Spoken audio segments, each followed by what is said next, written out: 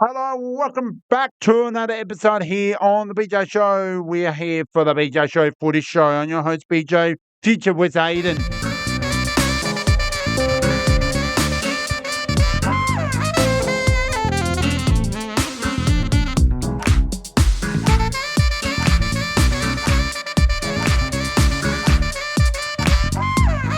We will share all the latest of the South Australian National Football League from reviews and previews, both men's and women's. We'll also have Aiden's thoughts from, unfortunately, he wasn't available, was his commitments, and we'll also share his thoughts of round 8 reviews into previews for round 9, and we'll also have my all that as well. All right, welcome aboard. Let's get on with the show. Welcome, Aiden. Welcome, mate. Hello again, everybody. So, Aiden, it's time for let you share your round 8 reviews and round 9 previews. Take it away, mate, because I can't wait to hear what you have to say. Hello again, everybody, and welcome to another episode of the Footy Show. My name is Aiden. I wasn't here last week, unfortunately. I was really busy last week, so I missed the Anzac Day, unfortunately. I was looking forward to doing that, but just didn't have the time. But we're going to get straight into round 8 this week. And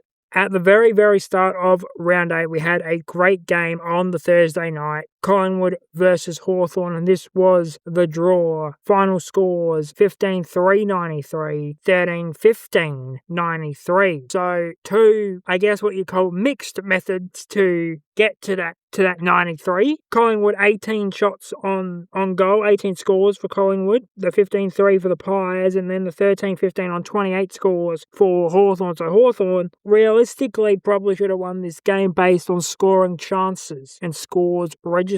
Now, footy is a great game because it doesn't work like that. You have to be hitting the big sticks. Collingwood, for their 18 opportunities, were running at 5-6. 5-6, I can't do the math, but it's a big number. Hawthorn, negative scoring differential, so 13-15 is a negative scoring differential, so more points than goals, and that's really what keeps them in the game here. Collingwood probably, on the way the game was played, should have won this game, but on the score, should have been Hawthorn. We end up as a draw. I honestly don't think that's fair on the Pies. Maybe they were the better team all night, and I feel like, were they robbed? Probably not. Hawthorn did have a great last quarter, but did they have opportunities to kill this game off? Absolutely. Now, this game came down to the closing moments and that high tackle by Darcy Moore on Dylan Moore, and Hawthorn escaped with the draw there. Now, we're already up to round, I believe it's round 8. So teams are starting to figure out where they're at. Collingwood are a team who are probably a team on the edge of that top 4, probably a 5-6 team at the moment. But, they hang around here. They play a really good game against Hawthorn, who are going to be a top 4 team should all things shake out the way that they do. And now this draw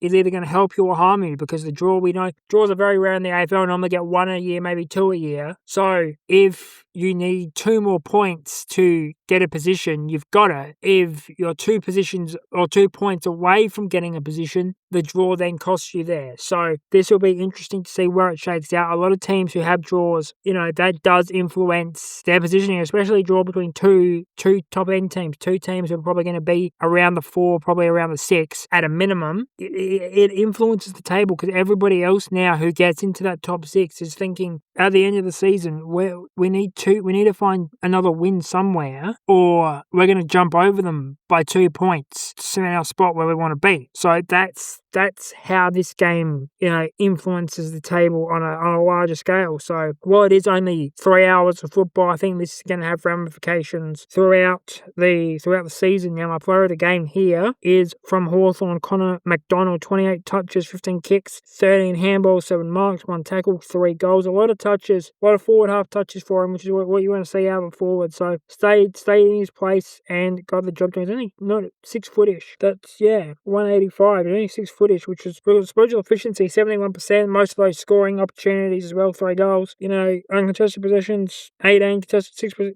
only 1 intercept position. So kick accuracy was perfect. Marks, 7 of them really good. All uncontested as well. That's even better. Metres gain only 370, but again, for a forward, that's not too bad. That's actually a great job. That's a performance that I think Hawthorn, you look at this, that's got, they think will swing the game, and I think that's what they need as well. Is they're one of these teams that do sometimes find themselves out of place in a game, and these players who can just tilt the balance just a little bit at a sum and then come together collectively to flip the table is something that Hawthorn do really well. Now, we're going to move on to Friday night. First game on Friday is going to be Western Bulldogs and Fremantle. We're going to get this one out the way quickly. So, Western Bulldogs 15-12, 102. Beaten by Fremantle 17-12, 114. So 2 goals is the final margin there at Marvel between the Dogs and the Dockers. And Fremantle, we're probably in and out of this game for most of it. Down big at quarter time, 4 goal at quarter time, and then they come back to 2 goal at half time, and then the second half really swings for Fremantle. 10 goals to 6 in the second half is what sees the Dockers over the line here. So Fremantle, are they that good? Are they as good as we think they are? They could be. This could be the year of flag mantle. This could be the year that the Dockers finally sail the premiership. Now, there's still a long way to go in the season, and Fremantle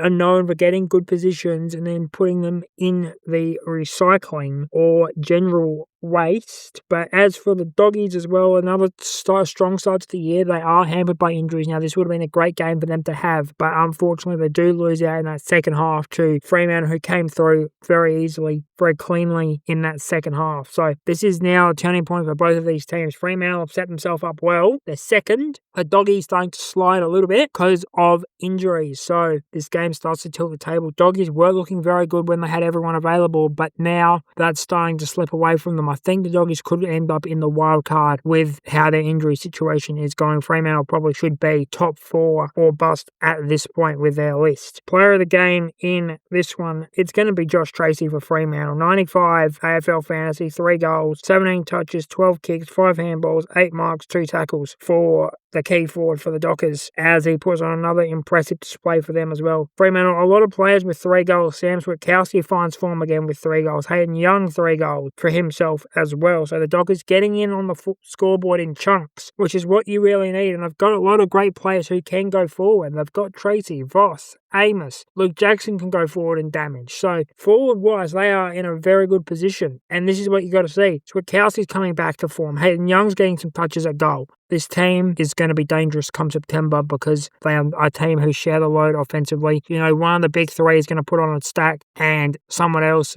could join them as well. So that's how the heapo goes at Fremantle at the moment. But that is it for that game. Now we come to the biggest game on the calendar for South Australia. It is time for the showdown, Adelaide and Port Adelaide on Friday Night Lights. And what a game this was, ladies and gentlemen. Adelaide 11-10-76 defeated Port Adelaide 11-9-75 as the Crows take this one home by one singular point at the death, thanks to some work by Sam Berry in and around the contest in the closing seconds. A lot of Crows players stepped up in this game. A lot of Port players stepped up in this game. And this is what we see in the showdown, is it's not a matter of who steps up, it's more a matter of who steps up and who steps up the most. And this time, it was Sam Berry who stepped up the most when it was needed for Adelaide. Adelaide had a lot of good performers that day. As soon as they lost Walker, it looked dangerous after quarter time, but They came back, they hung around. This is the thing about these showdowns. This is the biggest rivalry in footy. These two teams cannot stand each other. This is the one you want to have on your trophy case. This is the one you dream about. You talk about rivalries, you talk about the Sydney Derby, the Q Clash, the Western Derby. Out of all of them, this is the one. This is the biggest of the big games outside of Victoria, and it was a thriller. Adelaide, 1 goal in that first quarter, 3 for the Power. Second quarter, 2 for the Crows, 1 for the Power. Very, very even. Power up by a goal at half time. Then the Crows come back. 5 goal to 3 third quarter for the Crows.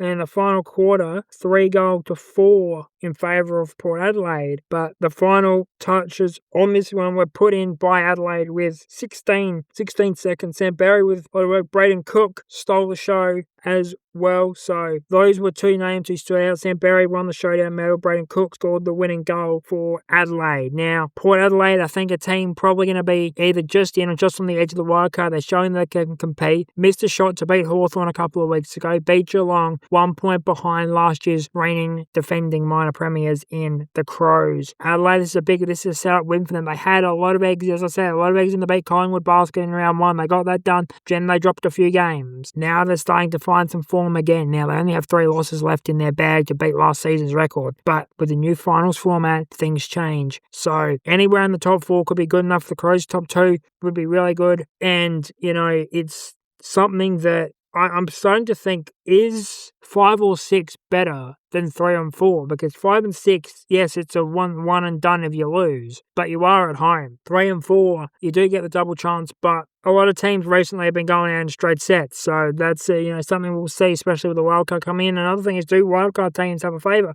Because we see teams, no one beats the bye. We've seen teams come off a bye against the team who played the week before and lose. We've seen NBA play-in teams have great experiences in the playoffs. I'm talking about those Miami Heat runs where they came through the play-in with Jimmy Butler and won out the Eastern Conference. So a lot to play for, a lot to see unfold during this season. Player of the game, as you can probably guess, Sam Berry for Adelaide. 156 AFL fantasy. 29 touches, 18 kicks, 11 handballs. 3 marks, 19 tackles. Yes, 19 tackles for Sam Berry. That is a number we will not see in a very, very, or should I say, very, very long time. Now we move to the Saturday of round 8. First game, we're really not going to spend a lot of time on. Brisbane 22-11, 143, defeated Essendon 11-13, 79. This was just a golfing class between two teams. Essendon showed some form earlier, but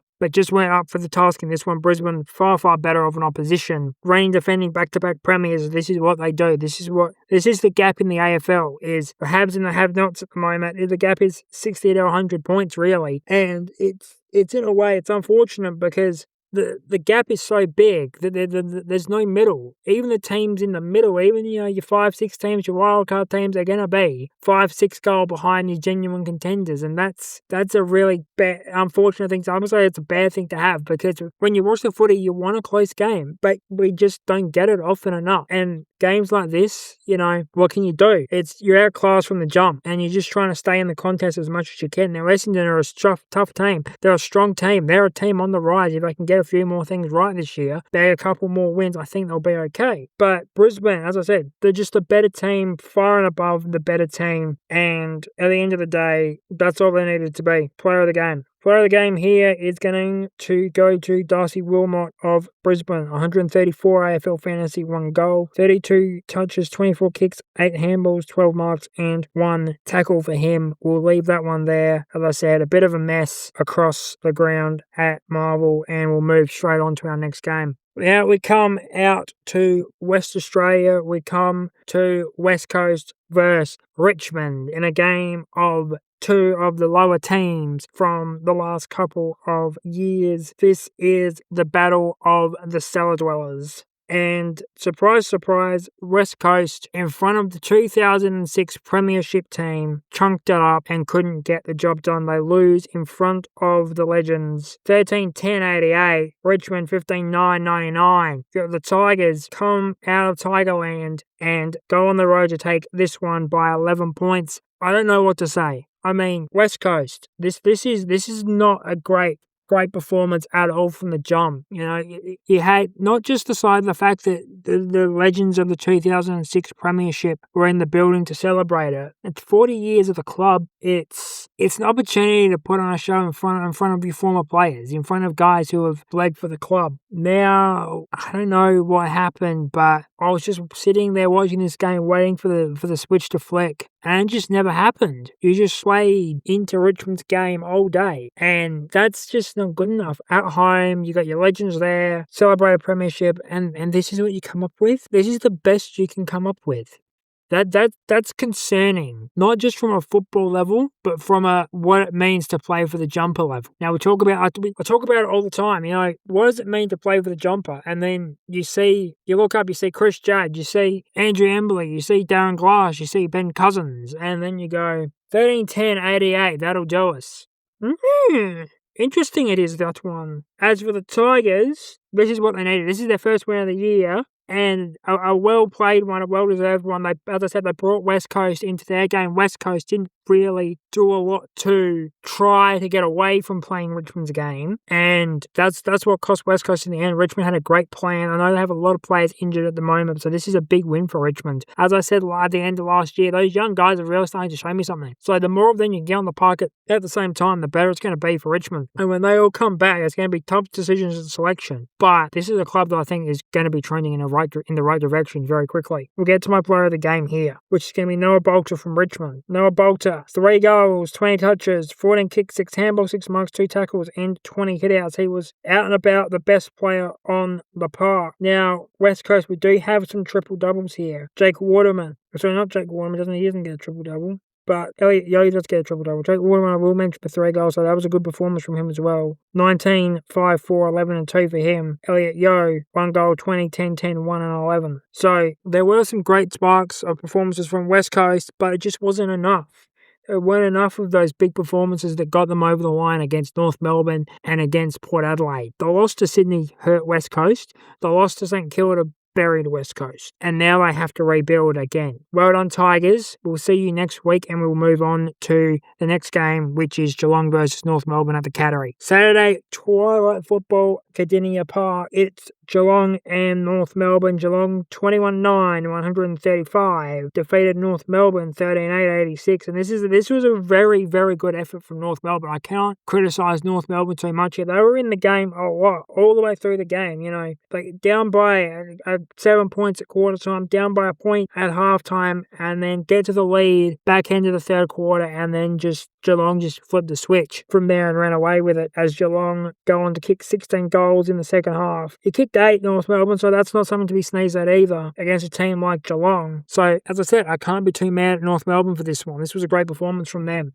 Geelong, what can I say? The Cats are just too damn sexy. Doing the business again. Getting another win over a team that they should be beating and moving on as always. And this is one of the things I've always credited Geelong with on this show, if you follow it along, is they're a very professional outfit. They show up, they don't get into too much rubbish, they go through the motions, they get their job done, they move on. Professional, punctual, on time, exactly as the Fat Controller wants out of Thomas the Tank Engine. In fact, if Geelong were in the island of Sodor, they may be the Fat Controller's famous favourite football team. Now, enough of that. Enough. I'm sorry.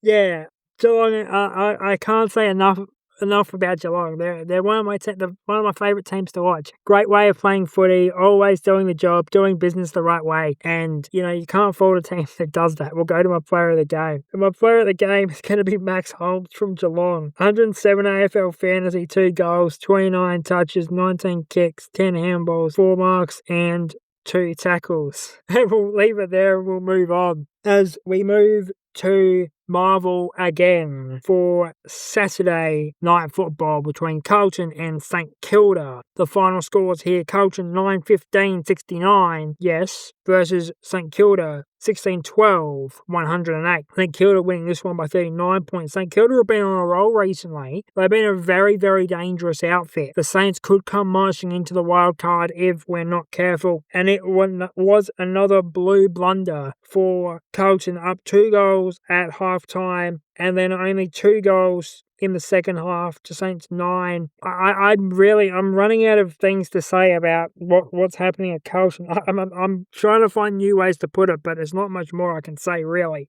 This is a team who are in absolute disarray. 2 goals 8 is not good enough for a second half in the AFL. It's not good enough in the second half at any level of football. This is a team who really are running the same track over and over again. Build a good spot, fall away, let the other team break the game open, not seek to improve our position.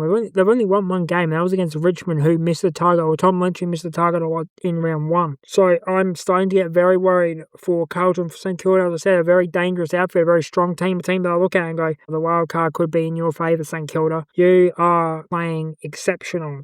This second half, 5 goals in the first half, 5-7 in the first half. half, and then 9-5 in the second. That's an absolute, 11-5 in the second. That's an absolute turnaround there for the Saints, and this is what they can do when things start going well for St Kilda. So we move on to another week of football for these teams. Carlton, again, staring at whiteboard, scratching their head. St Kilda, a team on a roll right now. Player of the game, there's a lot to choose from across the board here, but I'm going to take Rowan Marshall from St Kilda. 124 AFL fantasy, 3 goals, 22 touches, 14 kicks, 8 handballs, 9 marks, 3 tackles, 10 hitouts for the big man from St Kilda in this one. And the Saints go marching on to another victory again. Now we move to Sunday, and it was a really interesting Sunday of football. 2 games on the Sunday, 2:45 and 7 o'clock. We started 2:45 at the SCG, Sydney versus Melbourne. And this was a game where it looked like it was going to be an entertaining game, and it was from siren to siren. Sydney winning this one 19-17, 131 to Melbourne, 17-12, 114. The Swans were the better team out of the first quarter very even. 5-2 to 5-4 in favour of Melbourne. And then after that, Sydney just stepped on the gas and drove away with it. 5 in the second, 3 in the third, 6 in the last for the Swans. Melbourne made a show of it at the end of that final quarter, though, as well. Bringing it down to from 6 or 7 goals down to the respectable margin that we finished at 17 points. So, well done. Great game all around. Sydney, they're a top team. They're a strong team. They're a great outfit. They're a team who could win a premiership. They could, as I said earlier, I think I said it last week or the week before, Sydney are now my favourites to go and win the flag this year. They are a very, very dangerous outfit. I don't see many weaknesses across the park. They have a little bit of injury worry at the moment, but if they get those back and don't lose too much more depth, they're going to be very, very dangerous. Melbourne, again, as I said, a team very capable. They proved it here. Okay, it didn't go their way on this day, but, losing to a team who are looking like they're going to run over the league this season isn't so bad. It's not bad for Melbourne because, as I said, they're probably going to end up in the middle of the wild card. I could see them sneaking into an 8 or a 9 quite easily, Melbourne. So this is the kind of performance I think puts the league on notice in a loss for Melbourne, just because we now look at the Demons and we go, well, maybe they are. Maybe they are real. They only lost by 3 goals. 3 goals isn't a lot. So the bounce of the footy going their way here and there could have impacted in other games. So Melbourne, very good performance from you. I'm very impressed with your application to football on this day. Sydney, great win. And it was all powered by one man, Malcolm Roses. 102 AFL fantasy, 7 goals for Malcolm Roses that day. What a game. As I said, powered by Malcolm Roses, 7 goals. Joel Amartey had 4 of his own. Luke McDonald had 3. But those 7 goals seal the player of the game for Malcolm Roses. 7 goals, 14 touches, 11 kicks, 3 handballs, 4 marks, 3 tackles. Malcolm Roses, a well-deserved player of the game with that 7-goal performance. Now, the final game of round 8 is the Expansion Cup on the Sunday night between Gold Coast and GWS. And this one, I've got no other word for it, but sloppy. Sloppy, not in weather, in kicking. Gold Coast, 11-17-83. GWS, 8-15-63. This was a bad kicking. Isn't quite as bad a footy as we think. The ball transitions through the midfield for both teams was quite strong. Just could not find accuracy at either end for either side. Gold Coast, though, probably the class above on the day, getting the 20-point win here. 11-17-83 was their score. And Gold Coast, I don't know what to make of them. They have good players. They have great games, and then they can't convert often up in front of the big sticks. And that's my worry for Gold Coast, is these games start to become a pattern for Gold Coast over the season. They could maybe be pushed out of that top 4 and end up as a 5 or a 6 team just ahead of the wild card. Now, GWS, I don't think they're going to be in play. I think they're going to be a team hanging around the top edge of the bottom 6. So sort of a 12 or 13 for GWS based on that result. They're goal kicking at both teams. The goal kicking is killing them. If both of these teams could improve their goal kicking, GWS could be a wild card opportunity. Gold Coast could be top 4. So, as I said, a lot of footy to go. We're only a third of the way through the season, but these opportunities, they come and go. And both teams let a lot go on Sunday night. There were plenty of chances to be had, not many found. Player of the game in this one, probably someone who didn't have as bad as a night as we thought. So, there's a lot of good players on the field, and I think one guy who really stood out to me was John Noble. Actually was in my class at school. John Noble was actually his house captain. John Noble, 144 AFL fantasy, 1 goal, 35 touches, 30 kicks, 5 handballs, 12 marks, 1 tackle for John Noble. Christian Petracca also had a good night. 117 AFL fantasy, 2 goals, 29 touches, 19 kicks, 10 handballs, 4 and 4. Lockie Whitfield, best for GWS, 113, 30, 21, 9, 5 and 4. And Brody Euland, 112, 26, 16, 10, 13 and 2 for a triple-double for Brody Euland. So, ladies and gentlemen, that is the wrap of round 8. Let's get into my tips for round 9. And we come to my tips for round 9. So Thursday night we have Fremantle and Hawthorn. Very close teams. These teams probably both are going to be in that top 4. Probably could be top 2 if Sydney stumbles. Fremantle, I think at home, just the better team here. I take Fremantle by 9 points in this. Take Fremantle by 9 points in this one. Brisbane and Carlton. I'll take Brisbane here. Much better side than the Blues are at the moment. Real golfing class game I could see coming here. Carlton will put up a great effort, much like Essendon do, but Brisbane head and shoulders above them at the moment. Now we come to probably one of the closer games for the week, if not the closest, Port Adelaide and the Doggies. Now Port Adelaide at home on the Friday night at Adelaide Oval should favour them a little bit, but I have gone with the experience of the Western Bulldogs. Even with the injuries, I think the performance they put up against Fremantle is good enough, but that tip may swing. So I've gone Doggies for now, but I could swing that to Port Adelaide on Friday night once I see the team. Next up is North Melbourne and Sydney. Now this one I've gone Sydney. Again, golfing class. Sydney far better than the rest of the competition by a field at the moment. So they get the nod in this one. GWS and Essendon. This could be an interesting game. Could be close. Probably around the 4-goal margin, I think. And I'm taking GWS here. I think that if they do get their goal kicking sorted during the week, they are the odds-on favourites to get this one, although this is another swing game. If we discredit Essendon's performance on the weekend, I think they are a much better team than we make them out to be. Gold Coast and St Kilda. Gold Coast at home against St Kilda. St Kilda, a team who are tough to play, going to make it difficult, but Gold Coast are the team on form right now, team on song right now, so I take Gold Coast here. Next one is Geelong and Collingwood. Now, I've taken the Cats again. This is another one I could swing late. I think Geelong just a little bit better form at the moment, a little bit cleaner. I think the cleanness of the Cats is going to get them over the line here in this one. Then we have Melbourne and West Coast. Melbourne looking like a shoe-in wildcard to me. Beat West Coast, they'll be edging that case a little further to a absolute lot. So West Coast going to put up a good effort here, I reckon, but Melbourne just too much class in them now that Gawn is back to form. And then finally, Richmond and Adelaide. I've taken the Crows. Crows should be beating Richmond here. If the Crows aren't beating Richmond, what are we doing, Adelaide? What are we doing? Richmond, though, a young team, could be strict, could be picky early on. Adelaide have to take their opportunities early and close the game by halftime. Otherwise, Richmond will hang around and make it rather interesting. So we've gone Freo by 9, Brisbane, Western Bulldogs, Sydney, GWS, Gold Coast, Geelong, Melbourne, and Adelaide on the tips for round 9.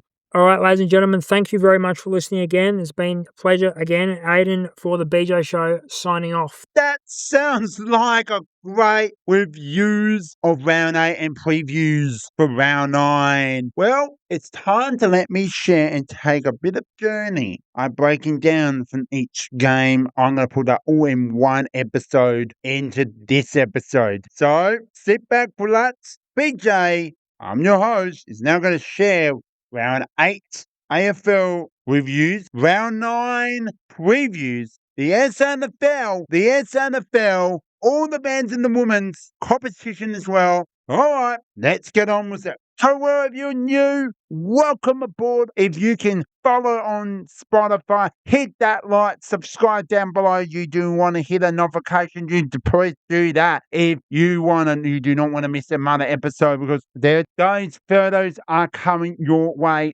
very, very in the next couple of weeks. So breaking news will be coming soon in the next couple of weeks in May. So stay tuned for that. Anyway, we are here for the BJ Show Footy Show reviews for round 8. Well, halfway mark, where's the season almost here? And boy, we're here for another weekend of footy. Well, I would like to also let you all know I do play for footy for the inclusive disability competition for Kenilworth Kookaburras Football Club, where I actually played my first game, and this is my 70th football game. Fortunately, we went down to Kilda, the 2025 SANFL League. It's a 9-4 inclusive league, premiers, and we went down. Unfortunately, we did our best, but I think we did some really good actions and that, and we'll work on and we take on TG Gully. I will share my thoughts on that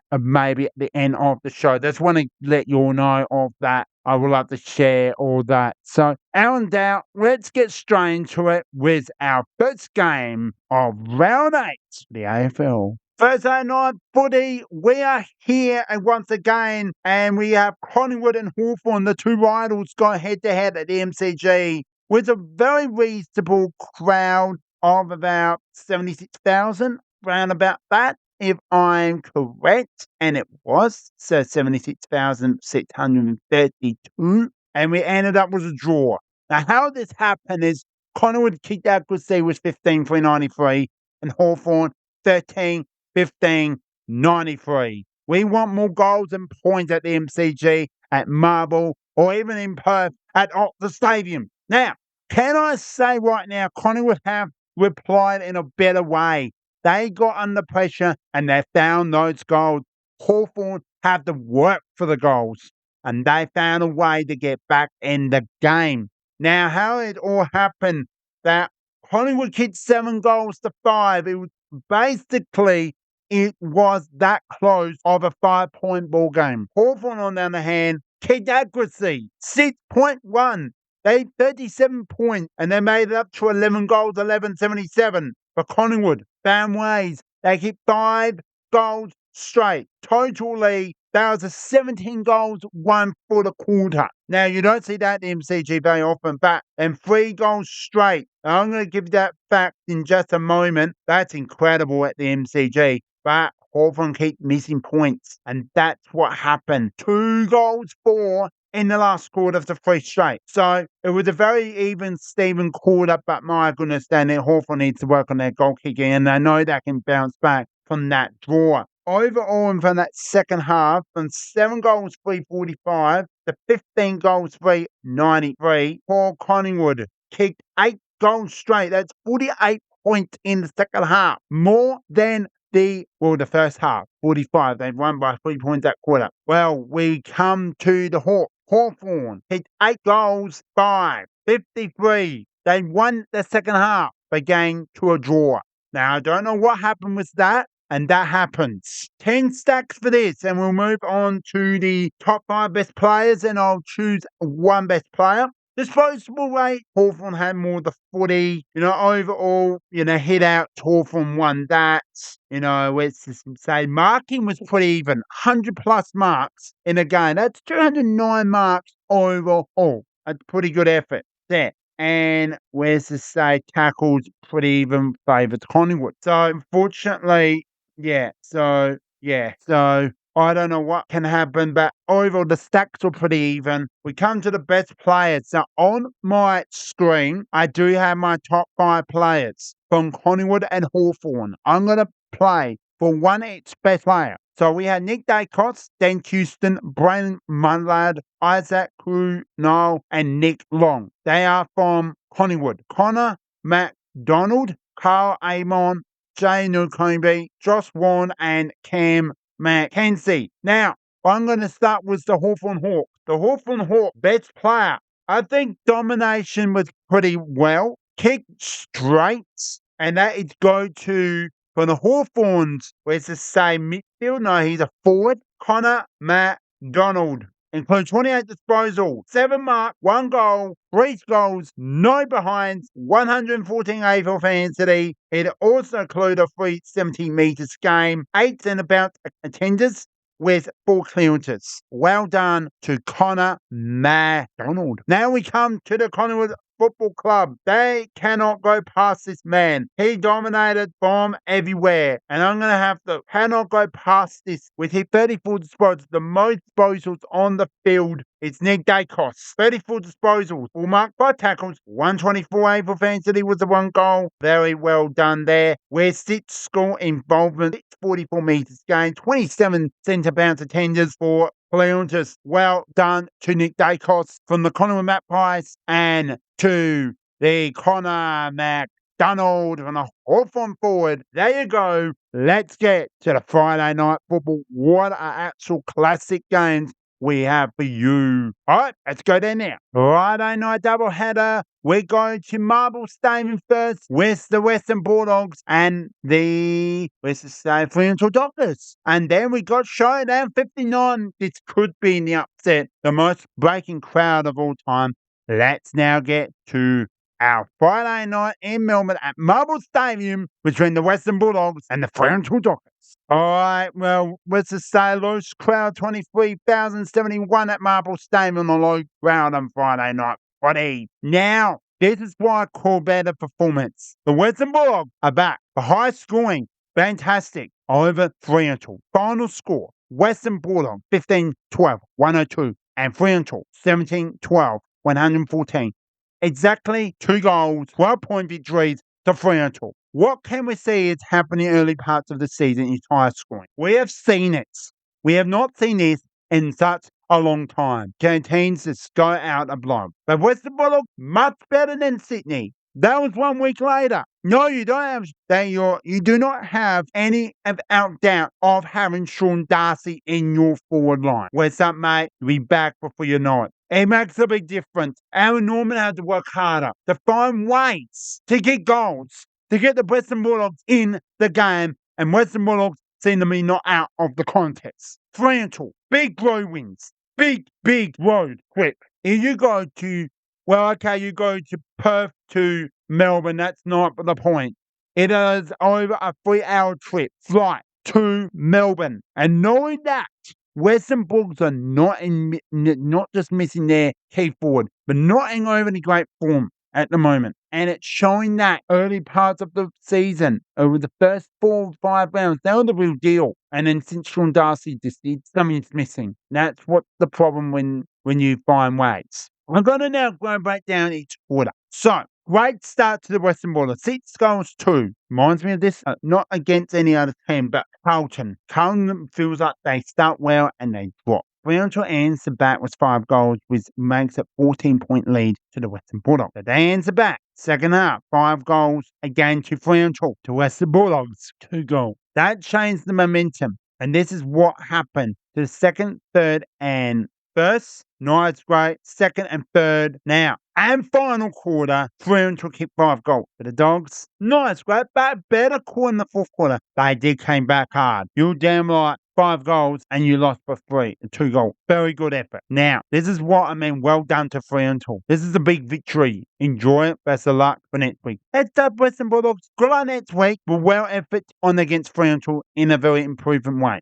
We now come to our best players. Our top 5 from both respective football clubs. The first up, I'm going to be giving it to Western Bulldogs top 5. It's Monka Bonka Pelity, the captain, Dale, Matthew Kennedy, Ed Richards, and Riley Sanders. So those stats from the Bont included 106 for Fantasy, 2 goals, 33 disposals, 4 marks, 2 tackles. He also includes 9 scoring involvements, 2 assists. Very well good with 30 metres game, 29 centre bounce attenders, and 6 clearances. Well done. That's up Dale, dominate, 32 disposals, 7 marks, 5 tackles, 129 for Fantasy. He also included, this will be the only time because I'm only supposed to share 1 of the sacks. So he had 2 goal assists and 7 score involvements, a 529 metre game, and 2 clearances. Now for the next 2, we had Matthew Kennedy and Ed Richards and Riley Sanders. For Fremantle's best player, and I'm going to pick the top 5 and then I'll pick a player. So Shane Bolton included beautifully there. Andrew Bradshaw, absolute domination there. Luke Jackson is a mother, massive, impressive saying that. So they have been pretty good. Amos, he didn't do great, but I'll include my fifth, and I'm going to include one and truly my final player, which is really tough go to Hayden Young. That's it. But I'm going to go past, can't go past Luke Jackson. Was the 1 goal, 129 for Fantasy. He had 18 disposals, 3 marks, 8 tackles, 36 hit out. He also included 13 score involvement of the no goal assist, but 295 meters game, 27 centre bounce attendance, and 3 clearances. That is Luke Jackson, and well done on your game performance. As well, let's just say the Bont is my player of the game. If I said that, if not, well, yeah. All right, off to the second Friday night footy in Adelaide, where we had oh my goodness, what a game this was. All right, we got the Crows and the Power coming up now. Well done to the Bont and Luke Jackson from Friday night footy over in Melbourne at Marble Stadium with that low 23,000 fans, but we had a lot more. We had 50,000, 53,000, 45, Showdown 59, the Crows and the Power go head to head. Now, I am not a big fan of Double Friday, and they continues to do that. Now, I'm going to say right now, even the crowd was, I think, fantastic, but they need to really realise that you have 4 official field umpires and 4 boundaries. Decision making is so important of this game. I'm going to say it, the worst showdown game I've seen since I've been alive. Ball boy calls not being made from both respectable teams. Yes, we all miss stuff. I ref basketball. I miss a lot of things, and I'm being absolutely honest with that. I'm not saying too much on my end and the AFL end. But when you have a decision when it's not that great, you have 53,000 screaming on making the worst call for both respectful Adelaide and Port Adelaide. Well done in the SANFL for Port Adelaide. Matt Price in the SANFL Showdown. This is the AFL. Very different. But Adelaide must win. They must win this game. And before we get into that, I've got to say right now, Port Adelaide came out on top of this showdown. And boy, it changes completely. Adelaide's turn to show up. They came out on not just the second quarter, it's more the third quarter. That quarter, the premiership quarter, as I'll score for Aussie rules. But this is the makes it a big difference. Adelaide were up by 3 goals and above. 3.5 goals, 4 goals. Toby Murray, Nick Murray's brother. They're this massive fella. He's kicked not just 1 goal at the Adelaide Oval, but 2 goals. Nick Murray did not play. He was dropped. Must be reasons. Must be a bit of a soreness coming through. That happened. We didn't have a captain out there. Alex Newbullen dominates being acting captain, and he's done it well. So keep it well, Alex Newbullen. You're a star. You're great to be maybe the next captain for the LA Crows, in my opinion. But I think he's done so well to keep ourselves in the game a lot more. Adelaide are slow starters, but we came out on top, really on top. No, haven't seen Riley Filfer in the best of form, but that happens in a game of football, and due for his back and general body health, I think he's in great shape. He's just not getting to that football. He's not in overly great, but I know that he could recover. We all know that. Same with Tyler Walker, the Tex. Oh, not the showdown, mate. It happens. Rest up, mate. You rest up. You come back firing after the bye if you need those weeks off. Your coaching was fantastic. You may not want to coach, but how about the head coach of Matty Nix? You did so well. Now, continuing on this game, I was shocked to see with 34 and a bit seconds, 34 seconds if I can record, Port Adelaide by 5 points. Now, I'm going to look. I just could not look. When Port Adelaide, whoever it was, kicked that foot, the game's over. But I had to realise 34 seconds in an AFL game is a lot of seconds in a game of football. Gains momentum change. Well, 22 seconds. We found the way to get the football into the half of the forward half of the LA Crows in the south direction. Now, whoever watched this on TV or went to the game, you know what I mean. The star recruit, the clutch time of Braden Cook, can play A4 level. He is a star of the future. He's a hard-working. He can kick goals. And boy, he didn't in the biggest moment of his career. That changes momentum from not just Adelaide Crows at Port Adelaide. 12 seconds on the clock. I found it that I could not look for a moment. And what happened? Adelaide came out and won by the all-time 1 point, maybe the all-time catches games in the AFL. One of the best games I can see. Not both teams kicked points. They kicked exactly 11 goals, but 1 point went to the Adelaide Crows. That is how much the difference it was. And boy, it was most entire. I was shocked. I was speechless. I could not even. What the heck? Like, what happened? Let's just keep it that.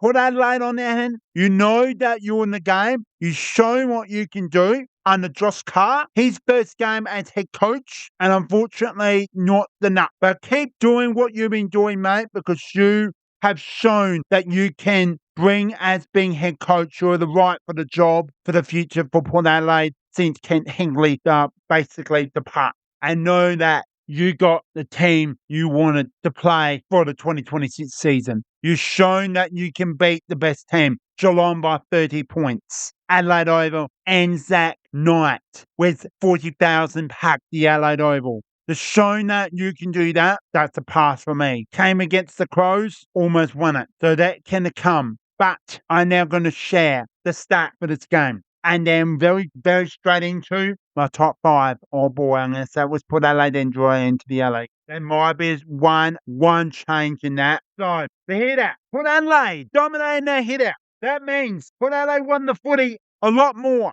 Next part of the stats, I'm going to say, disposal rates favoured the Port Adelaide. Next part, the free kicks were even. 41 overall, but 21-20 favoured Port Adelaide. I'm not saying free kicks, they were even, but there was a lot more shipping called back. Moving on from that point. Marking. Adelaide are the worst marking in over most terms. 78 marks. And look at what Adelaide scored. 76 points. Marking for Port Adelaide. 103. 103. That got them 40 a lot more. They have got better. And that, good job on that. But this is the most important part. Tackles. Adelaide's proven they have absolutely changed the game of their style. They won the worst tackles in the AFL. 81 tackles to 69. 12 tackle plus. We are not afraid.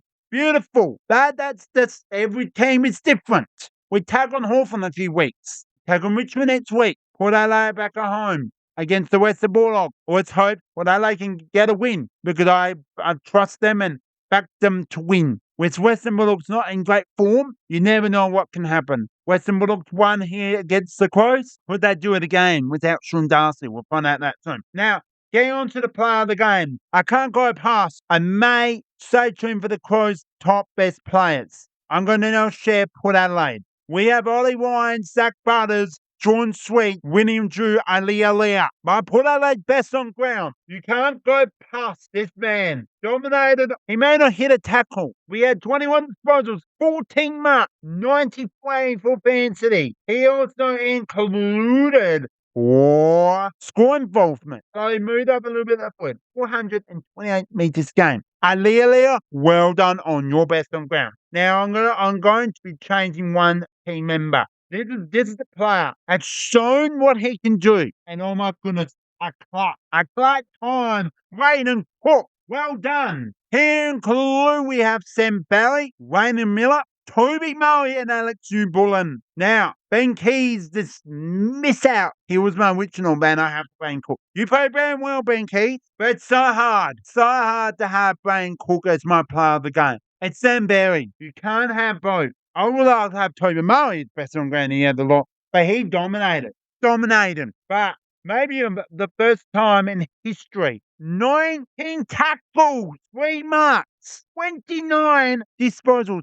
But we had 156 days for Vancity. How many? He won through score involvement. Pressure act was in the yellow. So you know on the app and you search the player, there's like a time. 35%. That's pressure act. 104 metres game, but he had 20. About 10, 500. 92, 23, time on ground at 104, 24 minutes. That's almost, let's just say, a 70, 75% on the ground. He had time to come off. Well done to Sam Barry and Aliyah for our best on grounds. And once again, well done to the Bont from the captain from the Western Bulldogs as well, Luke Jackson, Fremantle Dockers. It's time to Super 4 games of that footy. Let's go now to that now. All right, we got 4 games of football.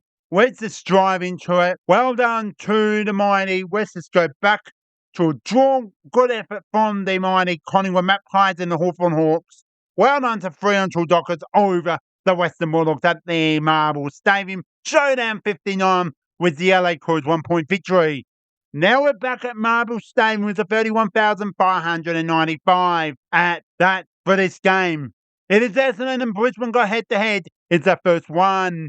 Final score 13-79 to be the 22-11, 143. The reigning premiers take a 64-point victory in Melbourne at Marble Stadium. The new trophy was in pick 43, the 2025. Dan Curtin, the star of the LA Crows' younger brother, playing for the Brisbane Lions. Corey Curtin. Congratulations on your first game for the Brisbane Lions over the Essendon Bombers. May not hit a goal, but boy, how great this is. Brisbane, mother win, victory, and back in Melbourne again. They are back, Brisbane. They got one of the best teams in the AFL as we speak. They didn't have a great start of the first 7 rounds. Lost the Gold Coast, but they lost to Melbourne, I believe. There's a few teams that they took on the reigning premiers. I won't say teams. I just presume and guessing those are the teams. But when Brisbane take on Sydney, oh boy, that's going to be quite interesting. I'm sure we're Essendon. I'm just going to tell you right now, they are not giving it all. They need to give it to the fans. The fans are leaving because of the situation. They're not performing. What's going on? That's all I can say. What's going on? But they need to show that they did come back, but it wasn't enough. Brisbane had a strong win on the victory on the road to Melbourne. They're back. The form is back, and hopefully they continue with that. First quarter, Brisbane 6 goals, Essendon just 1 goal. You'll find out, is that the same or similar? 4 goals in Brisbane, Essendon 3 goals in the second. Brisbane 7 goals to Essendon 1 goal. There you have it. Same like in the first quarter, but Brisbane hitting 1 goal. Game over at 3-quarter time. Essendon fight back, gave it all. Not enough. It's 4 goals in the last quarter to 5 goals to Brisbane. This is what I'm saying. Absolute what I'm saying from an Essendon point of view.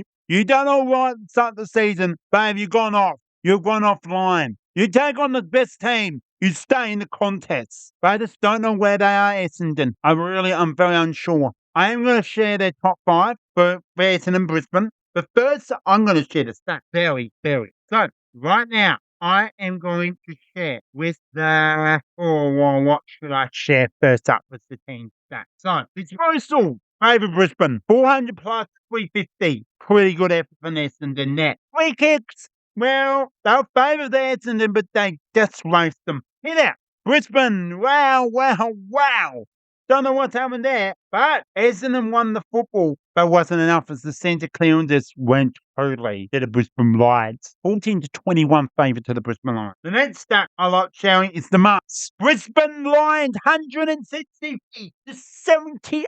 The same mark that the Adelaide Crows did against Port Adelaide. But unfortunately, it was 60 plus more favoured of Brisbane over Port Adelaide mark. So you can give that stat. They didn't get 40 marks a game.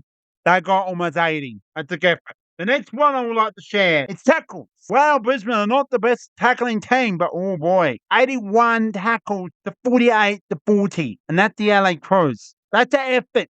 Not even 50 tackles for the game. 50 tackles, not even that. You got to tackle. You want to tackle, you're more opportunity to win the game. Best players. I'm going to start with Essendon. Nat Candy, Peter Wright, Zach Merritt, Sam Durham, and Dyson Ship. Brisbane's best. We have Dusty Wilmot, Dane Zico, Will Ashcroft, Zach Bailey, Shu McClinkage. Now, starting with Essendon's best, it's a pretty not overly easy to not share 2, 3, or 5 or 6. The domination, you got to really dominate. And you can't, yes, okay, goals are really important to win games. Now, I'm going to give it to Nat Candy. No, Why? I'm getting 3 goals and 5 points. Sure, a lot more goals than that. But that's what he got, include 101 A for fantasy, 3.5, 14 disposals, 9 marks, 2 tackles.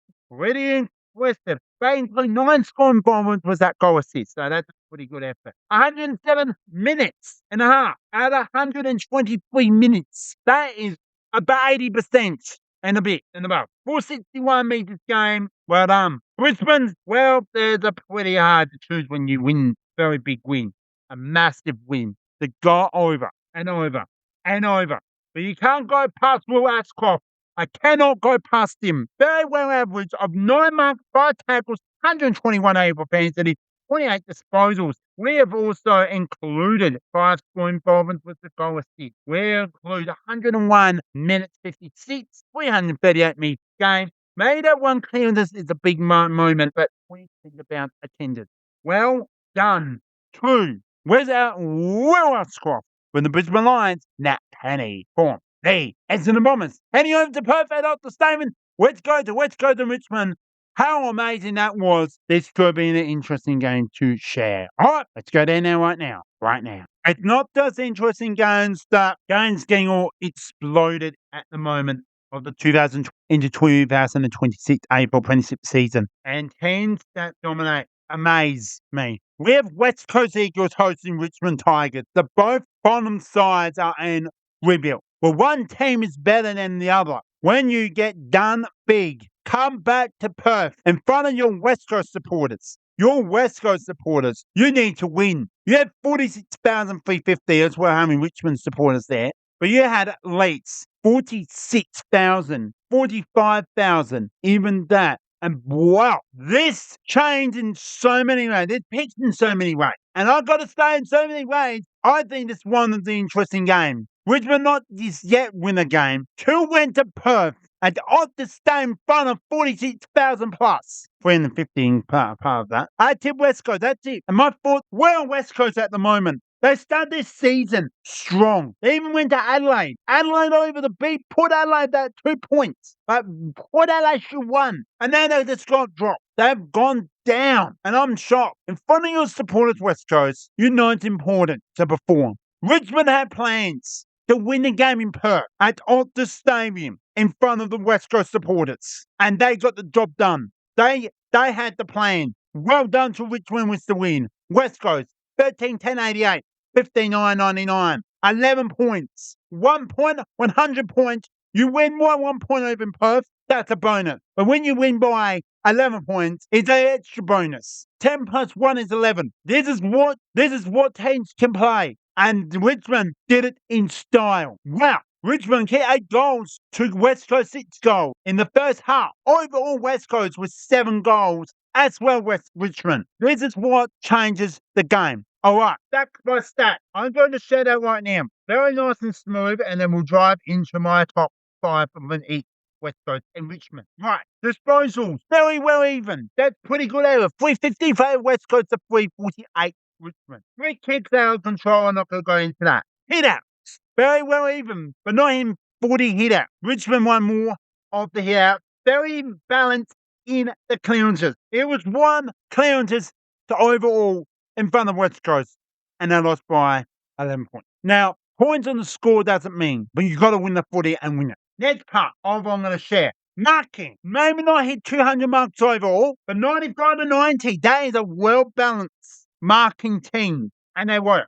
Tackles. Another thing that Richmond, I'm giving credit. They're getting better and better with their tackle pressure. But West Coast got better of the tackle pressure. Wow, I can tell you right now, West Coast came back. They were going to respond from last week, and they've proven that. They'll take some lessons from that 11 point defeat, and Richmond will have confidence with that 11 point defeat. They're going to go to the MCG and tackle the LA Crows that they did against West Coast. They will find a way to be smart, and they know how good, well, unusual how Adelaide Crows are. Right now, we are going to now share my top 5 for West Coast Eagles and get into their best player. I'm going to get a bit more for Richmond as well. West Coast best 5 are Jack Waterman, Ellen Yo, Tim Kelly, Harley Reid, and Bailey Williams. Pretty hard to choose players. My best player from the West Coast Eagles is a pretty domination. Now, I don't give him that much often. But this man can definitely pressure the ball. Why they won the stat? It's Ellen Yo. 11 tackles, 1 mark, 1 goal, 20 disposals, 104 able density. The next party includes 10 scoring forwards with 1 goal assist, 10 for 449 metres game, 80 metres, 24 on ground, 24 centre bounce attenders, and 7 clearances. This is why I experienced player like Alan Yo to be my West Coast best player. Coming to the winners, to the Richmond Tigers, they have dominated and shown what they can do. But it is going to be Jack Ross. Domination, 4 marks, 5 tackles, 99 A propensity. He included 29 dismissals. He included how many time or minutes? 108.17 out of 125. That is almost up there. He pressured that perfectly. He included a free 78 metres game, 26 centre bounce attenders, 11 clearances. This man can definitely be a very good midfielder. Who's going to take on him? We'll find out next week on Mother's Day at the MCG. What a game that will be. But well done to West Coast Eagles with the win. Next game, oh boy, it's going to be quite interesting. We're going down to GNHBA Stadium, the Kilda Park. Geelong Cats. Could they make their 15th straight win over North Melbourne? Let's find out right now. We're heading down to Geelong. Between the Cats and the Blues right now. We're now done being in Perth. We're now travelling down to the GMHBA Stadium, Nova Canadian Park, the original name for Geelong. Geelong Cats hosting North Melbourne. Now, this could be a very interesting game. Before we get into the major, I'm going to get into those stats. I'm doing something a little bit different here. To get them out of the way, well, I've got to say, Geelong didn't hit 500 disposals. North Melbourne, well done. Now, 371, 367, 367, what I mean. The next part of the stat is hit outs, 40 to 28. But this has changed. North Melbourne, boy, their midfield is very good. And I'm giving them so much credit. The next stat I'd like to share is marking. 81 to 68. That's been about the average around the team. And the most important part is tackling. You tackle on a team playing in the grand final and then get 2+ in tackles overall, that is a winner in my books. We've now done that. Geelong have done it. The 15th straight. Did they do it? They did it, and they're doing it in the history. Not an easy road trip to go down to Geelong and just win. You're going to get a really decent 32,485 pack down at GMHBA Stadium, Kilda Park, and get a big win. Not 64 points, not like that. That's about the average win. 29, 21, 9, 135 Geelong. North Melbourne, 38.86. 13 goals to 21. 49 points. Better. Not great. You can score 13 goals, not 8 goals to 21. You would stay in the contest. This is why you're winning the footy a lot more, North Melbourne. This is why you pressure the ball a lot more. And that's why it's not easy. It was a good high scoring. Yes, 135 to 86. It could be 68 to 138 to 135. That is why I'm saying that North Melbourne have changed in so many of their football styles to go. You've got to bring your very best. And I tell you right now, North Melbourne are finding very difficult to do it. But the one day, the broken will release. Getting into done stat, we've done my thought, we've done the final score. Let's get to the top 5 for Geelong and North Melbourne, starting with North Melbourne. Now, on my screen here, now before that, if you are new, welcome aboard. Now, we are at the BJ Show Footy Show. Welcome aboard, you're new. If you can follow on Spotify, that'd be great, wherever you get your podcasts. As well, if you can give this a like on YouTube, that'd be awesome. And hopefully you can subscribe. There's so much videos, so many episodes to come, as well videos. Fun videos coming with football latest episodes. So I'm going to give my North Melbourne players, and I'm going to give that player a really good effort. But it's Tristan X, Harry Sicily, Luke Davis Unicane, Kobe Matt Kerr, and Paul Curtis. North Melbourne's best on ground is not just a player can dominate. It struggled to be a big ruckman, and that's Tristan Ekman. If I got that incorrect, I apologise. He can 30 disposals, 1 mark for 7 tackles, not able to get that one goal, but he got 131 A for fans today. 23 hitter as well, including that extra involvement for goal assist over that 1.8. 380 game, 103 minutes, 30 centre-bound attenders, and 14 clearances. He won the fly of the footy himself. Why they won the hit-outs? He's one of the best hit-outs ruckmen in the AFL in a lot of different ways. Well done to the ruckman from Geelong, North Melbourne. We're coming to the next team, which is Geelong. Geelong Cats are Maxwell, Holmes, Tanner, Bernhard, Jeremy Cameron, Shane Owl, and Tom Atkins. But you can't go past. A player can dominate. A player can perform. But a player can do it all in so many ways. That is, Tanner Bernhard is my Geelong best on ground. 22 disposals, no goals. That's okay. He's a defender. He dominated with smart 7 packs, 101 A for fantasy. He included full score involvement. He really got that 202 metres game, 88-34 on the ground. He pressured well, but that centre-bound attended 9 times. That is a really good effort. Well done to Anaban Hun, to Geelong defence in the ruck from North Melbourne. All right, we are almost done and we're almost complete Super Saturday. We've returned back again at Marble Stadium between Carlton and St Kilda. Let's go now on for Saturday Night Football. All right, now we're being into Geelong. We now return back to Melbourne at Marble Stadium for the final game and only one Saturday night footy is back, and for the 4th time at Marble Stadium. Now, I am not a fan of having one game on a Saturday night. Love double Saturday night, but I am not a fan on Friday night, at the end of the week, and you guys go to the football. Saturday's a bit more calmer, but you don't have to, the weekend's a bit more common than football. That's just me. Anyway, get into it. St Kilda Carlton. What the last Super Football this has to be. Back kicking once again was 41,062. Made a good crowd. A very good crowd at Marble. This is the kind of thing. I did see St Kilda. So well done on the win as well.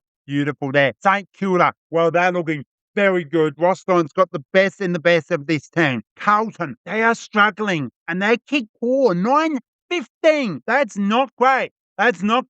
You lose by 39 points over St Kilda. St Kilda just took over with the win. They started very, very well. They're a very good team. Everything that for a long time under Rossline, generally the St Kilda Football Club, they've been throwing the best of the best. But I should put Carlton and St Kilda. Let's find out. Start with Carlton. Well, before we get to that top 5 players, I am going to do that right now. I'll then share the stats. Then we'll wrap it up into the last 2 games. So, best players. I'm doing a little bit different, but I'll share my best player at the end of this stat. So, well done to the top 5 for Carlton. Olivia Flute, Nick Newman, Sam Walsh, Adam Carr, and Brody King. St Kilda, Royal Marshall, Nasha Wingler, Jack Sinclair, Mitch Owens, and Ryan Wiki. Now, the stats for this game. Well, can it be better? Could be worse. Could be anything. Can happen in a game of football between the Blues and the Saints. But I'm going to say 9-15 Carlton, 69 St Kilda, 16-12 108. 39-point victories to St Kilda. Now, to start off, what I'm going to say is 7-5 favour Carlton. So Carlton by 12 in the main break. Carlton only kick. This really changed complete. 2-8. That's how they lost the game. And they lost by 39 points. But they kicked. My goodness. 9-5. 59 to 2 goals, 12 points, and 8 points. 20 by 59. That makes sense. Basically, it's 39 points exactly. My calculations. 59 plus 20. 59 minus 20. Equals 39. That's just unbelievable, incredible. I don't know how. But anyway, 10 stack, play of the games, last 2 games. What? The hit out, St Kilda. Overall, total clearances, St Kilda. Centre clearances, St Kilda. Stoppages, St Kilda. Now, those last 2, I said centre and the stoppages clearances. They were tight. They were under between about, let's just say 5 exactly of my number. It's less than 10. You're doing 5 a difference, means it's very tight. 10 overall. painful. The 8 different in it out, while Carlton lost it. Not against anything. Marking, beautiful. 118 apiece. Tackles, wow, pretty even. But in favour, thank you, the 47 to 40. You know, he let 50 tackles, a very good effort there. But a lot of teams can hit 81 or 50 plus. Means they're a much better team. They're much better. Very well even. I didn't want to tackle. They may not be a very good tackling team. They may not want to be a tackling team in a way of their gameplay. But they have the tackle to make the pressure. We have for 1 point. So, the game of players. I've been waiting for to share this now. Carlton's best on my screen. I can't go past player that he can play. Boy, he can play. And he gave it all. He really did give it all. And I can't lie on that. But you can't. This hit 2 tackles, 13 mark. 28 disposals. Nick Newman, well done with 122 able fancy. Really hit that defence, hit that forward line, beautiful. Score involvements, 27 metres game. May not hit that minute in the midfield, but hit 105 tackling minute. Rate was poor, but that's okay. All right, the next player I'm going to now is St Kilda. St Kilda's best player. And I'm going to give it to, where's this, where could it into? Well, so hard to pick a player. Absolutely can kick goals, hit in the ruckman. Royal Marshall, 22 disposals, 3 goals, 9 marks, 3 tackles, 124 able for Anthony, where he included 10 hit outs. So he did very, very well in that. But 48th in defence, but he hit 52 foot hard. He included 5 score involvements, 74 metres gain, 89.5 minutes on ground, 11 centre bounce attendance, and with the 4 clearances. So, well done, Royal Marshall, and to Carlton's Nick Newman. Sunday football doubleheader. Sydney Swans, Melbourne Demons at the SCG was followed by the finish up Gold Coast Suns and GWS Giants to wrap things up. Let's do Sunday tickets. Let's go there now. Here we go. It's now time to celebrate the most important I went to school with.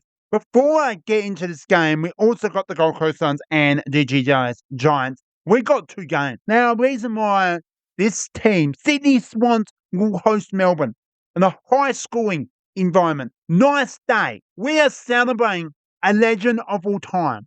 250 AFL games. His own is amazing. He's made a few grand finals.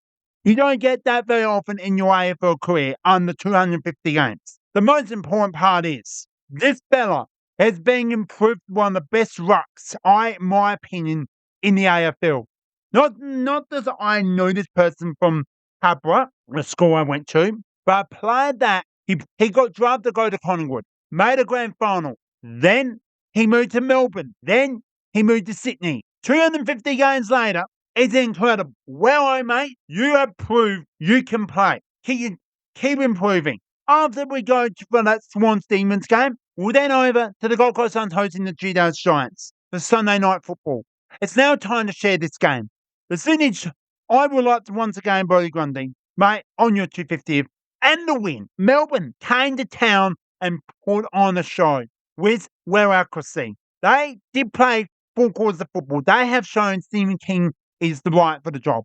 Since Goodwin have left, he's now assistant at Sydney Swans. I got to say, perfect for footy at the SCG with the final score 131 defeated 114. High scoring football. It's been happening this season, and it's great. Now, I'm going to share this quarter. Both teams started with 5 goals, so it's going to be a really entertainment. Then 5 goals to Sydney, Melbourne 2 goals. Sydney by 22 points. It was a bit more than that. But we know both teams skipped 3 goals in the first quarter. Then, wow. Melbourne 7 goals, 6 goals. 13 goals for the quarter. Let's just say that's a massive game. And that's defined into 2 teams. Mel won that quarter. And stat, the most important part of this game, I'm going to share. And boy, I've got to say right now what a absolute stat this was. So, I'm going to start off with that. Players of games, top best 5. Let's get into it. So, the next one we're going to share is the things that, as I mentioned before. So, disposable, like Sydney just dominated. Totally one of the best. 425. That's the best team in the AFL right now. 40 free kicks overall, 20 apiece. Perfect. Hit out. 20 under 50. That's been around the average at the moment. 95, 56.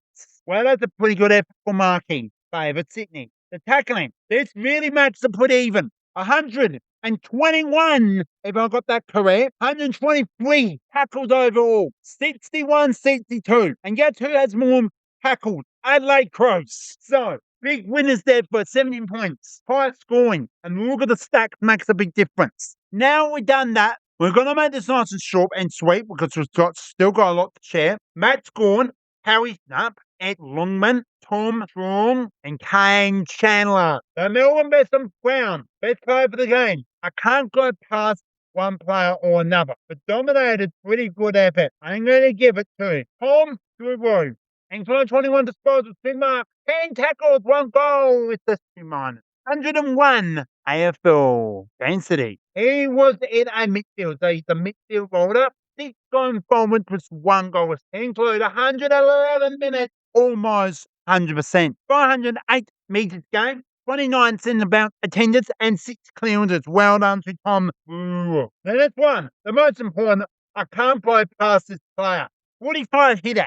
26 disposal, 1 goal, 128 disposals. I think we know who we're talking about. I'll share it. If you're not unsure, that's okay. 12 score involvement. He's everywhere with 360 metres game. 45 hit out. That is 35 centre bounce attendance from 11 clearances. He also had 98 rut contest. Brody Grundy, you're my player of the game. Well done on your 250th. Let's now get to the Gold Coast Suns and the Judaist Giants at People's First Stadium. Then we'll go straight to the SANFL update here in Adelaide, South Australia, local football, the Host Plus League. There's so many ways I want to share right now, and I'm really appreciate. Hope you are all enjoying this episode. It is long episodes, but that's okay. This is what I like about this game. I love footy in so many levels. There is entertainment. There's price scoring, and we have official, we have crowd, we have stick, we have a ball. It's shaped as the oval. But one the most important thing is I love playing it. And I'm going to share the game we play against Kilda very soon and who we're playing next. And I'm going to share this a very briefly about we take on an overjoy. There's 8 teams overall, 7 reverse.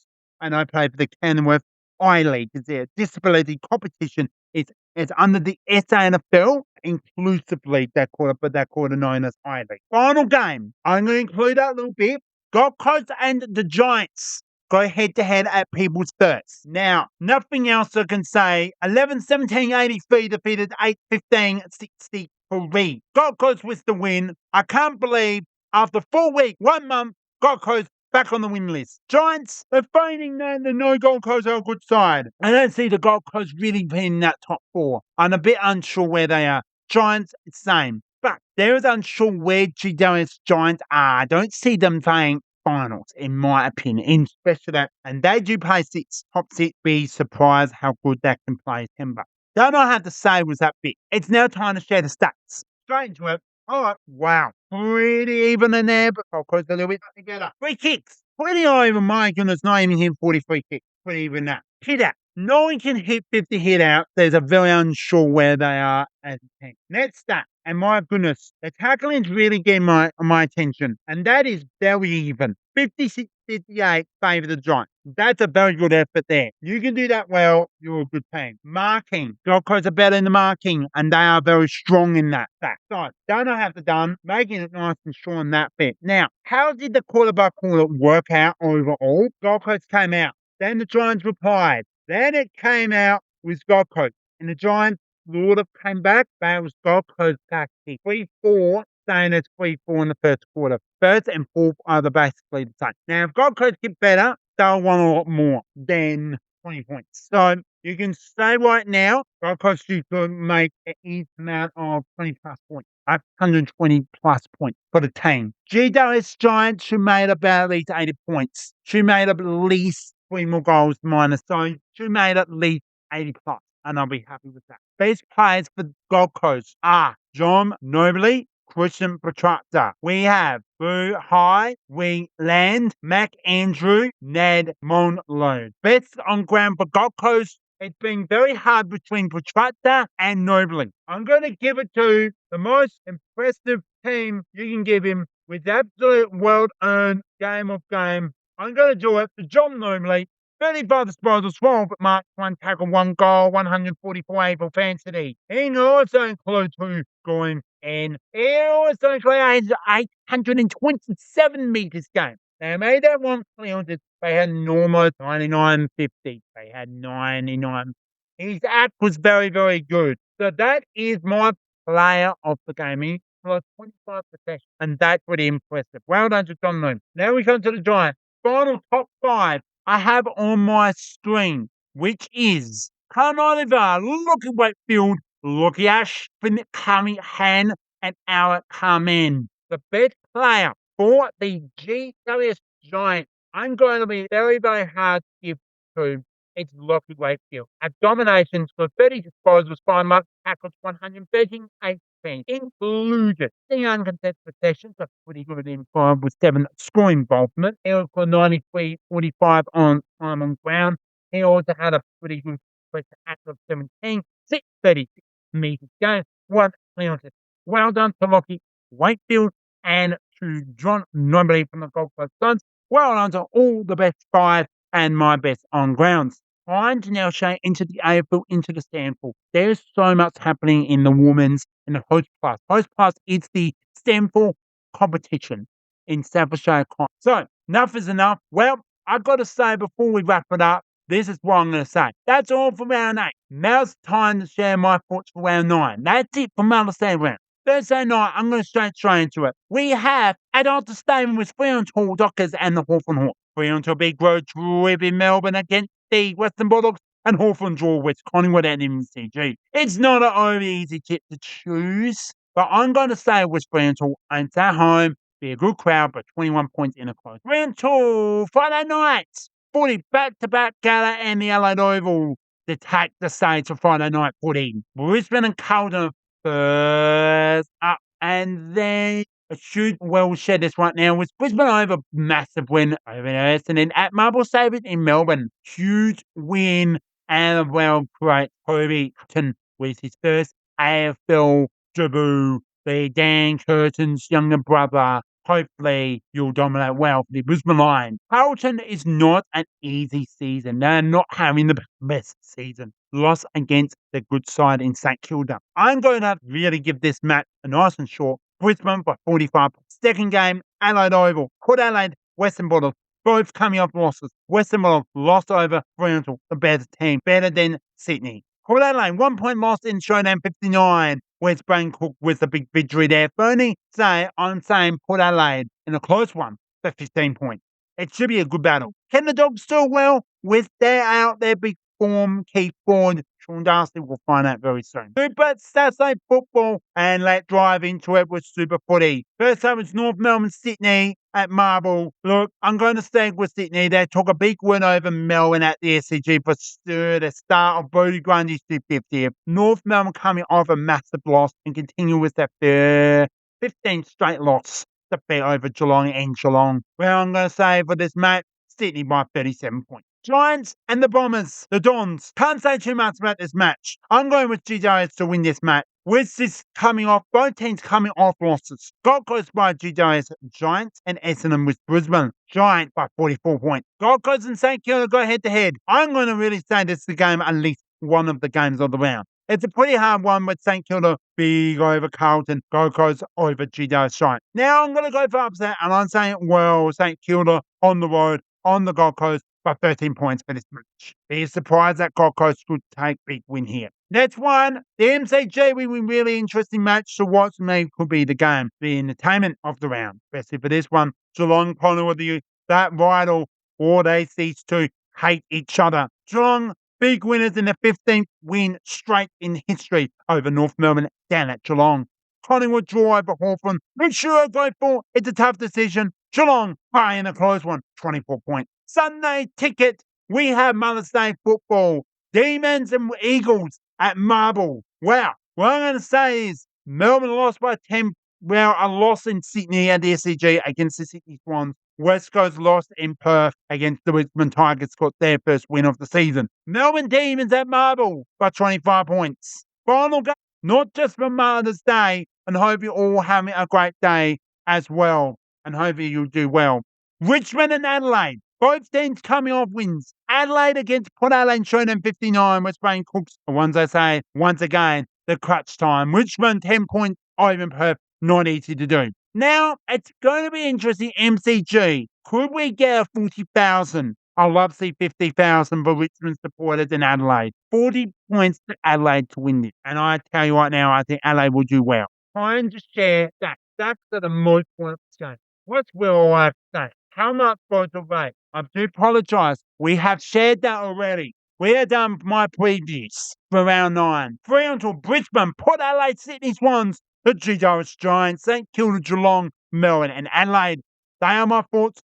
Before we go, I'm going to say all my share SANFL reviews, no previews, as that's a little bit different to the April reviews. All right, let's go right now to the SANFLW, followed by the SANFL men. Now it's time to share the SANFLW reviews. We only got 4 games and 14s.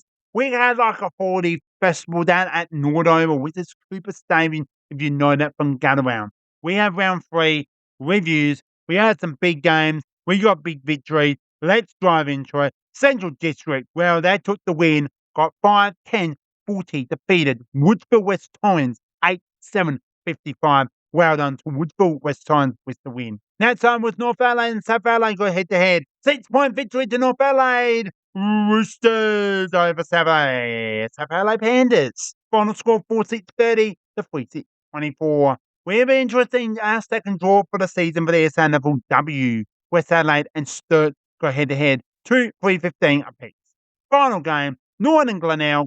North took the victory 7-13-55, defeated 2-3-15. You notice between West Adelaide and Sturt, Glenelg joined the party with 2 goals free. Dang. Well, we're now done.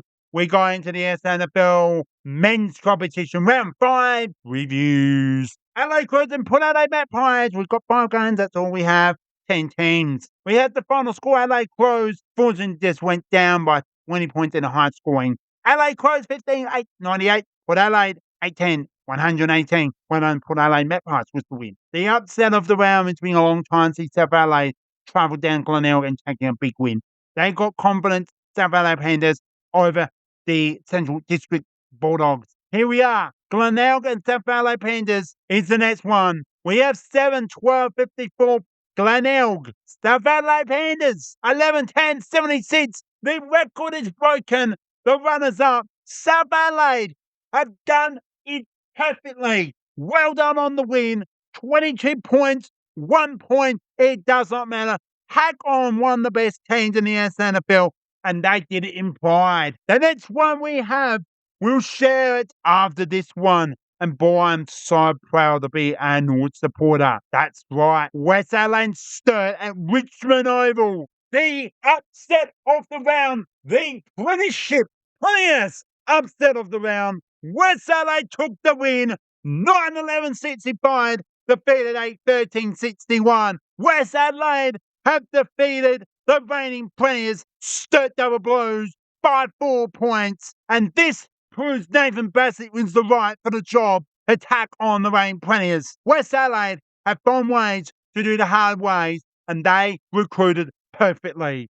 Well done. Sturt, heads up, we know there's always next week, and there is. So, North Adelaide and West Torrens, Eagles, the Woodville Eagles, they took the win, but it's North Adelaide taking 10-28. Defeated 15-7-97. One more game on our chat. It's Central District and Norwood. Norwood took the big wins, and this is not just a win, it's a victory. Central District 2-10-22. Norwood 10-11-71. And I can't believe that overall, Norwood and Woodville took the high scoring for the round. Central District are the lowest score over North Adelaide. You can prove that they are struggling for key forwards overall. So, that's it. Oh, goodness sake. Wow. Okay, let's wrap this episode up. Also, much for listening here on this episode. I hope you enjoy. Make sure you give this a like and subscribe. Make sure you hit that following wherever you get your podcasts, such as Apple Podcasts, Spotify, as well YouTube. So, that's all, folks. Thanks to Aiden so much. Great reviews, great previews from the 8s. and round 9. I'm your BJ, I'm your host, signing out. See you next time. Peace.